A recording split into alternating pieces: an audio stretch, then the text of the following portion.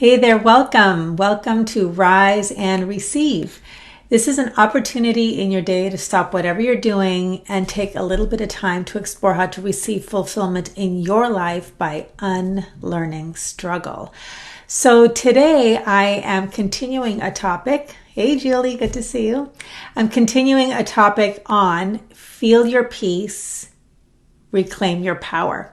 And I was going to be doing a 4-part series, but I have a little bonus today based on some input that I got after the last one. So I'd like you to just take a moment to think about where in your life you'd like to feel more peace and reclaim your power, and just let that sort of be in your awareness as we progress today. So this bonus is called What to Do When You Can't See Your Way Through. Another way of looking at that is when you're feeling like there's no way out, when you're at an impasse, when you just can't see the way out of a certain situation. So let me review the 3 tips that I started with, and then I'm going to tell you how I got into this bonus segment. So far in the realm of feeling your peace and reclaiming your power, I addressed tip number 1, which was to explore and illuminate where your power lies. Number 2, reclaiming the power to choose. And number 3, reclaiming your environment. So today we're going to talk about how reclaiming your environment, what that has to do with when you can't see a way through. Before I go any further though, let me just share, if you don't know me, my name is Sonia Miller. I'm a speaker, coach, and best-selling author, and I mentor ambitious, goal-oriented people to surpass their limits with ease and speed. And the way that I do this is I illuminate blind spots, because I've discovered after 25 years of coaching that ambitious, goal-oriented people, like myself, have a unique and specific sort of set of blind spots that comes from over-functioning on doing. Ambitious, goal-oriented people know how to think, take action, and make things happen. And so that causes them to really rely on that doing skill to get everything done.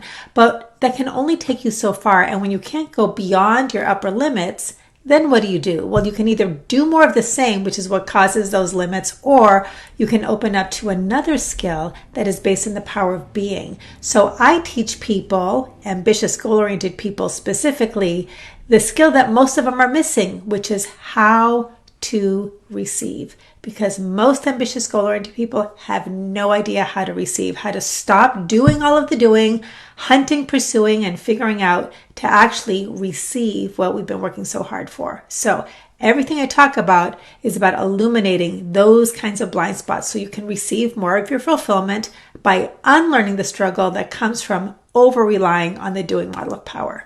So that being said, let's talk about when you can't see a way through. So what happened was, after the last Rise and Receive that I did, this client of mine called me, and she was actually kind of upset, kind of angry. And I've known what her situation is, which is she's in a living situation that she has been wanting to get out of for a while. She's not happy with it.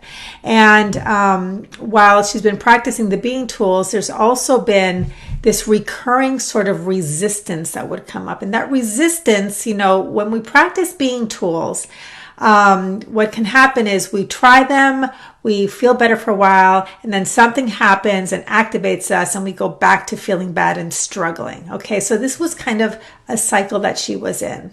And I just wanted to, so what she said, before I go into that, she goes, okay, Sonia, reclaim your environment. Well, I've been trying to reclaim my environment. I have a physical environment I don't like.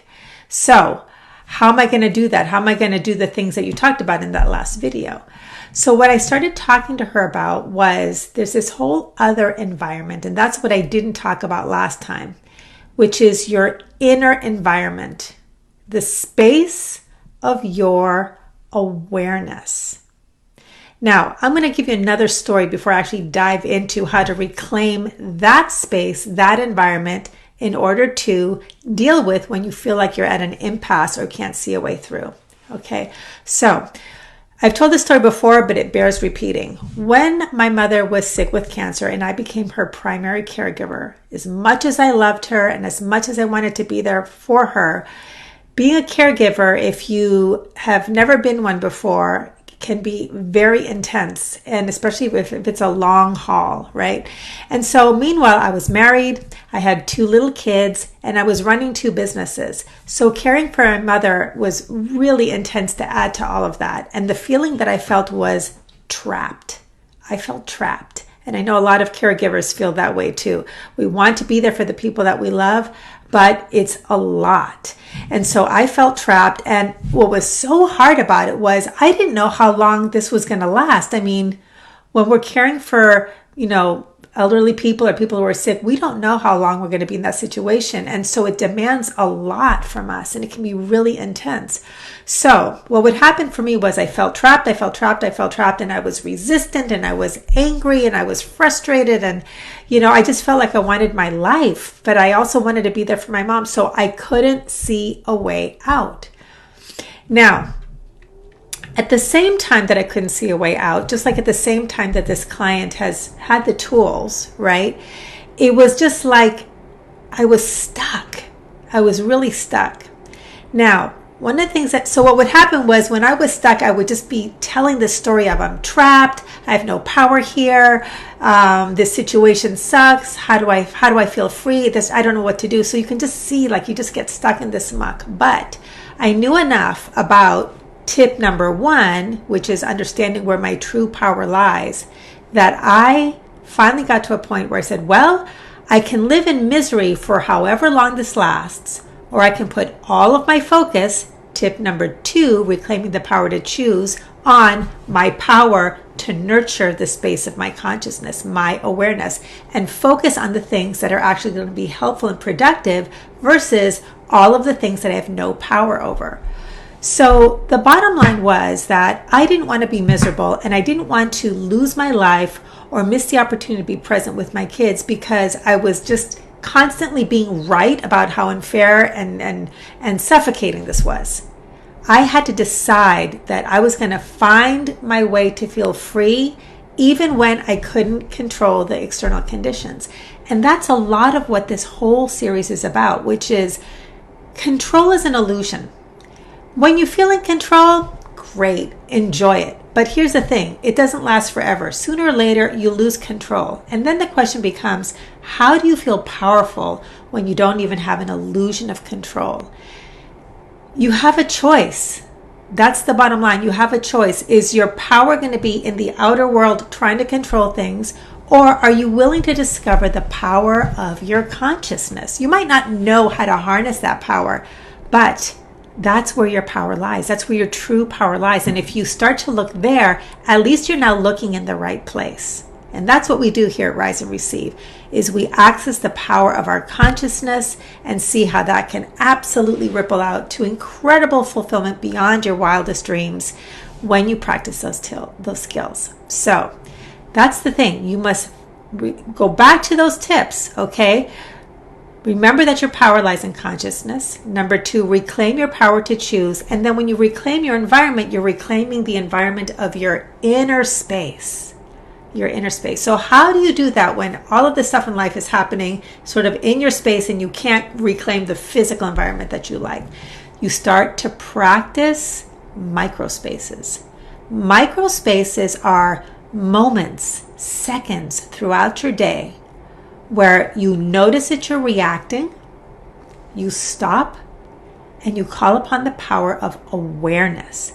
Once you are aware, you get to choose where you're going to focus. So let's talk about how that plays out in this sort of I can't see a way through impasse situation, okay? So you're reacting to something. Maybe my client's reacting to her environment that she doesn't like. Maybe I was reacting to all of the things that I had to do and be on call for my mom, and there's nothing I could do about it. So you're reacting. You're lost in the power of the world over your life. Maybe you're complaining. Maybe you just got this story going on in your head. And then you stop. Okay, that stopping is where you become aware and reclaim your power to choose. Then, what do you do with that awareness? Well, when you're struggling, the first thing is to simply become aware that you're struggling. To say, I'm aware that I'm struggling. I'm aware that I'm struggling. Instead of just suffering in the struggle, I'm aware that I'm struggling. I also can choose to simply let the struggle be here. What most of us do when we're struggling is that we fight with the struggle, because what happens when you're a human doing and you're struggling, you interpret struggle as something bad. You think struggle's inherently bad. Here's the thing. Struggle is not inherently bad. Struggle is only difficult because of the meaning that you associate with it. We are afraid of struggle. We have all these unconscious beliefs that this is going to last forever. I'm trapped forever. There's no way out. I'm doomed. I don't know what to do. I'm powerless. Okay? It's because we don't know how to be with the struggle. We don't know how to feel powerful by not engaging in fighting. That's what the human doing does. You either fight the thing you don't want, or you protect yourself from the thing you don't want, or you run from the thing you don't want. Fight, flight, freeze. Sometimes you negotiate, fawning. Okay, now why do we do this? This is what it all boils down to. Why do we do this? Besides the fact that we're animals and it's animal instinct when we feel threatened, and it's a learned behavior and we've learned to over rely on doing, what's underneath all of it in consciousness? We are seeking safety. We're pain avoidant. That helps us to survive. But in order to thrive, you need to find another way to feel safe.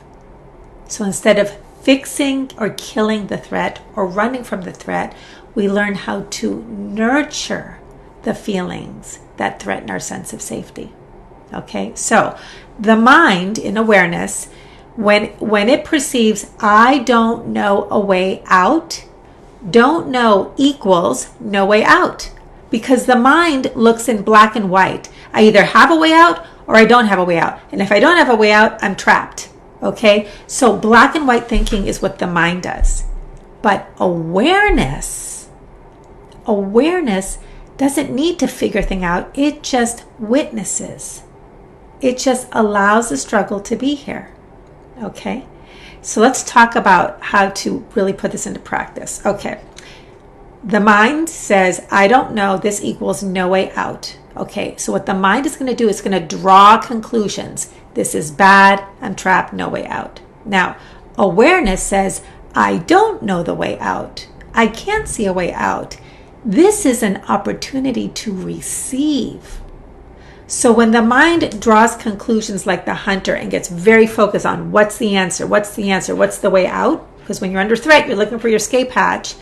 What the human being does in practicing receiving is it opens up. I'm aware that I'm struggling. I'm aware that I don't know. And then the practice, instead of drawing conclusions and finding right, wrong, the practice of the human being is stay open and be willing. Stay open and be willing. If you are open and willing, you now can receive possibilities, solutions, clarity, inspiration, relief that you could not receive when you were closed in on finding a way out. This allows you to shift from you being the provider, you being the hunter, the solution finder to the problems in your life, right? To life being the provider, because life always offers kindness. So that is how you can start to explore when you feel like there's no way out, how to reclaim your environment by reclaiming the inner space of your environment. Colette, open and willing is such a hard concept.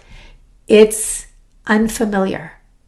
It's unfamiliar. It's actually simple. I'm not saying it's always easy, but as you practice this, ease comes.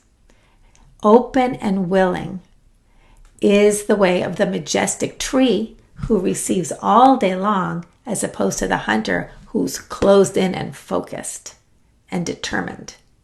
So yes, it takes practice, but keep showing up here. You just get to keep being exposed. Keep showing up in the receive community. This is where you get to practice. So with that, I'm going to share with you, yes, you're welcome, Colette. This is the card that's the inspiration for today. So this is from the Receive Oracle card deck. If you're new to me, this has 56 receiving principles that you can experiment with. Another great way to stay open and willing. This is on Amazon if you'd like to buy your own deck. So a way to stay willing is to practice willingness affirmations, and there's 56 of them. So this is the card. It's from the soothing suit called Receive Soothing. So when we're under distress, when we're stressed out, when we can't say a way out, you can look for a card that helps you receive soothing right there. Okay. And then this is what we're talking about today. Soothe your need to know. Soothe your need to know. And the affirmation is, I am willing to find safety in the unknown because what I know is limited at best. Hey, Sherry, glad you're here.